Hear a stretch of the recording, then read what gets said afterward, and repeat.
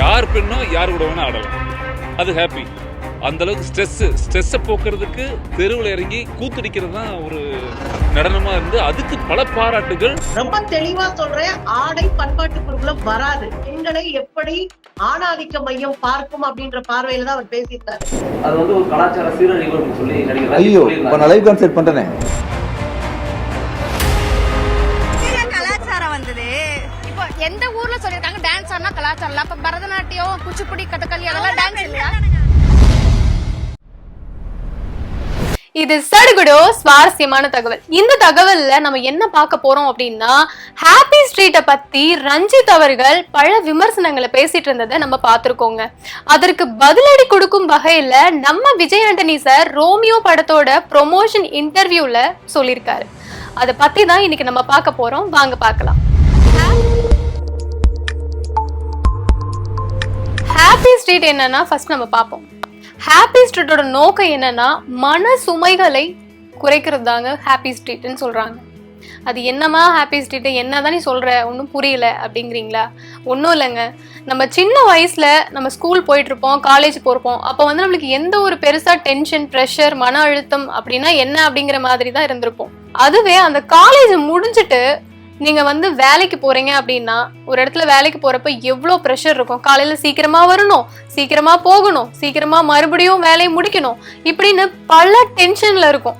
ஏன் வேலை பண்ணல, இவ்வளோ இதுல நீ சீக்கிரமா முடிச்சிருக்கணும்ல அப்படின்னு ப்ரெஷர் அழுத்தத்தை போட்டு அவங்களுக்கு மன அழுத்தம் வந்திருக்குங்க.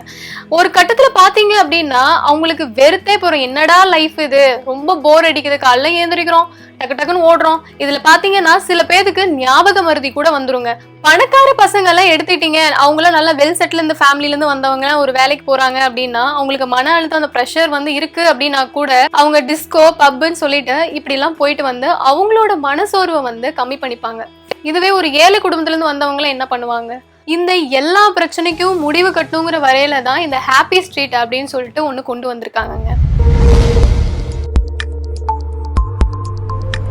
இதுல என்னன்னு பாத்தீங்கன்னா, டிஜே வந்து நைட்டு தான் போடுவாங்க. ஆனா இந்த ஹாப்பி ஸ்ட்ரீட்ல காலையிலே போடுறாங்க. இங்க என்னமா ஸ்பெஷல் அப்படின்னு கேக்குறீங்களா? உங்க சின்ன வயசுல நிறைய பேர் விளையாண்டுருப்பீங்க, நிறைய பேர் பல்லாங்குழி எல்லாம் விளையாண்டுருப்பீங்க, carrom, chess board, tennis bat, cricket இப்படி எல்லாம் விளையாண்டுருப்பாங்க. ஆனா ஒரு நகரத்துக்கு வரப்போ நம்மளுக்கு வந்து எதுவுமே அந்த இடத்துல விளையாட முடியாது. எல்லாமே இருக்கு, ஆனா எல்லாமே காசு கொடுத்துதான் நம்ம வந்து பண்ண வேண்டியதா இருக்கு. ஆனா இந்த ஹாப்பி ஸ்ட்ரீட்ல பாத்தீங்க அப்படின்னா உங்களுக்கு பிடிச்சதுல எதுல வேணா பார்ட்டிசிபேட் பண்ணலாம். உங்களுக்கு பாட தெரிஞ்சா பாடலாம், ஆட தெரிஞ்சா ஆடலாம். ஒரே கூத்தும் கும்மாலுமா பயங்கரமா ஃபன்னா இருக்குங்க. யாரு என்னன்னு கூட தெரியாது, முக அனுபவம் கூட தெரியாது. ஆனா அந்த இடத்துல ஒரு ஜாலியா ஒரு டான்ஸ் மூமெண்ட் வைப்ல எல்லாருமே மிங்கிள் ஆகி ஹாப்பியா இருவாங்க. இது பாத்தீங்கன்னா ரொம்ப நாளுக்கு அந்த மன அழுத்தங்கிறது குறைஞ்சு ரொம்ப ஹாப்பியா, டிப்ரெஷன் இல்லாம ஃப்ரீயா ஒர்க் பாக்குறாங்கன்னு சொல்லிட்டு அங்க போய் அந்த இதுல கலந்துக்கிட்டவங்க தெளிவா சொல்லியிருக்காங்க. ஆனா ஆக்டர் ரஞ்சித் அவர்கள் ஒரு பேட்டியில பதிலளிச்சிருக்காங்க. என்ன அப்படின்னா, இந்த ஹாப்பி ஸ்ட்ரீட்ல வந்து பெண்கள் வந்து அரைகுறைய ட்ரெஸ்ஸை போட்டு ஆடிட்டு இருக்காங்க, நம்ம சமுதாயத்துக்கு சீரழிவு வைக்கிறதுக்கு நம்மளே வழிவகுக்கிறோம் அப்படின்னு சொல்லியிருக்காரு. இது மட்டும் இல்லாம நடன பயிற்சி இருக்கு, உடல் பயிற்சி இருக்கு, அங்கெல்லாம் போய் நீங்க வந்து உங்களோட மன அழுத்தத்தையும் உங்களோட இதெல்லாம் நீங்க வந்து ஃப்ரீயா ஃபீல் பண்ணலாமே, எதுக்கு வந்து இப்படி ஒரு ரோட்ல தெருவில் பெண்கள் எல்லாரும் ஒரு அசிங்கமான ஒரு ஆடையை போட்டுட்டு அசிங்கமா ஆடிட்டு இருக்கீங்க, ஆணோட சேர்ந்து இப்படி உட்காந்து ஆடிட்டு இருக்கீங்க அப்படின்னு பதில் அளிச்சிருக்காரு. யார் மகனோ யாரோட ஆடுவது, யார் பெண்ணோ யார் கூட வேணா ஆடலாம், அது ஹாப்பி. அந்த அளவுக்கு ஸ்ட்ரெஸ்ஸை போக்குறதுக்கு தெருவில் இறங்கி கூத்தடிக்கிறது தான் ஒரு நடனமா இருந்து அதுக்கு பல பாராட்டுகள். அதை தொலைக்காட்சிகளும் பத்திரிகைகளும் பயங்கரமாக சப்போர்ட் பண்றாங்க. இதுக்கு பதில் கொடுக்கும் வகையில தான் நம்ம விஜய் ஆண்டனி சார் ரோமியோ படத்தோட ப்ரொமோஷன் இன்டர்வியூல பதில் கொடுத்திருக்காருங்க.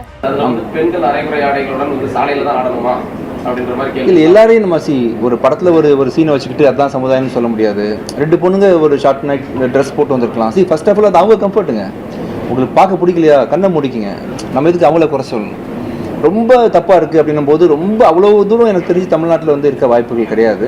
அப்படி 1 or 2 போயிருந்தால் அதை வந்து நம்ம வந்து ஒரு பெரிய எக்ஸாம்பிளாக எடுத்து பேச வேண்டிய அவசியம். அது மொத்த பெண்களையும் ரெப்ரசென்ட் பண்ணுற மாதிரி அது கலாச்சாரத்தை பாதிச்சுட்டாங்க அப்படின்ற மாதிரி நம்ம சொல்ல வேண்டாம்.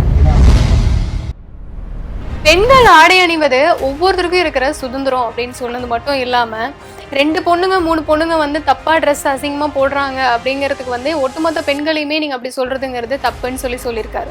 அது மட்டும் இல்லாம காசு வச்சிருக்கவங்க ஸ்டேஜை போட்டு அவங்க பர்ஃபார்மன்ஸ் பண்ணலாம், ஓகே. காசு இல்லாதவங்க என்னங்க பண்றது, ரோட்ல தான் பண்ணுவாங்கன்னு சொல்லி சிம்பிளா முடிச்சிருக்காருங்க. இல்லைங்க, நமக்கு வசதி இருக்கு, ஸ்டேஜில் பண்றோம். வசதி இல்லை ரோட்ல தானே பண்ண முடியும். வீட்டில் பண்ணலாம், ஒரு அப்பார்ட்மெண்ட்ல இருந்தால் அப்பார்ட்மெண்ட் சின்ன காம்பவுண்டுக்குள்ள பண்ணலாம். சந்தோஷமா இருக்கிறதுக்கு என்ன வேணா பண்ணலாம். இன்னொருத்தர பாதிக்காத வரைக்குமே நம்ம லைஃப்ல என்ன வேணா பண்ணலாம். இது மட்டும் இல்லாம ஏன் ரஞ்சித் சார் அப்படி சொல்லியிருக்காங்கிறதையும் சொல்லியிருக்காரு. அந்த மாதிரி அநியாயமான ஒரு விஷயங்களை அவர் கண்ணில் பார்த்துருந்துருக்கலாம். அப்படி பார்த்தனால எல்லாரும் இப்படிதான் இருப்பாங்க அப்படின்னு ஜட்ஜ் பண்ணிட்டு அப்படி சொல்லியிருக்காரு அப்படின்னு சொல்லிட்டு நம்ம விஜய் ஆண்டனி சார் முடிச்சிருக்காரு. ஸோ பெண்களே, நான் என்ன உங்களுக்கு சொல்றேன் அப்படின்னா, என்னதான் பெண்களுக்கு நம்ம சுதந்திரம், நம்ம ட்ரெஸ் அணியறது சுதந்திரம் நம்ம பேசினாலும் கூட அடுத்தவங்களை பாதிக்காத மாதிரி நம்ம ட்ரெஸ் வேர் பண்ணணுங்க. எப்படின்னா, நம்ம ட்ரெஸ் போட்டிருக்கோம்னா ஒரு ஆண் நம்மளை பாக்குறாங்க அப்படின்னா ஒரு அசிங்கமான ஒரு பார்வையா நம்மளை பார்க்காம ஓகே அப்படிங்கிற மாதிரியாவது இருக்கிற மாதிரி நம்ம ட்ரெஸ் பண்றதுங்கிறது நமக்கு ரொம்ப நல்லது. இத்துடன் இந்த சடுகுடு சுவாரஸ்யமான தகவல் முடிவடைகிறது. மீண்டும் ஒரு புதிய தகவலுடன் நான் உங்களை சந்திக்கிறேன். நன்றி.